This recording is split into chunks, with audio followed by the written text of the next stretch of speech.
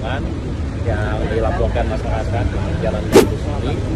Dan insyaallah kita ada sepakat bagaimana yang kita sudah sampaikan, ini segera kita bangun jalannya, mungkin menggunakan trase yang berbeda, tidak sama karena memang konstruksinya sudah tidak bisa lagi di sini.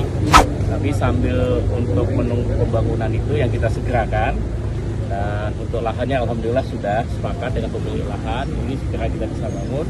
Nah, untuk menjalankan pembangunan nanti akan diperbaiki secara parsial dulu, tapi nanti tetap bisa dilewati, dan mungkin kami minta nanti para pengusaha kendaraan truk yang memang tonasenya sangat lebih berat itu sementara dulu dikurangi bebannya, kemudian nanti kita atur pada waktu hujan mungkin atau pada waktu basah mungkin nanti kita kurangi dulu pergerakan untuk angkutan barang supaya tidak terlalu cepat rusaknya. Ini kan sudah diperbaiki berkali-kali ternyata, ya, berkali-kali amblas karena memang di bawah kontur lahannya tidak memungkinkan untuk dia menampung beban yang berat. Nah, oleh karena itu kita sudah desain, DID-nya sudah ada. Kita akan buat semacam jalan layang nanti di sini.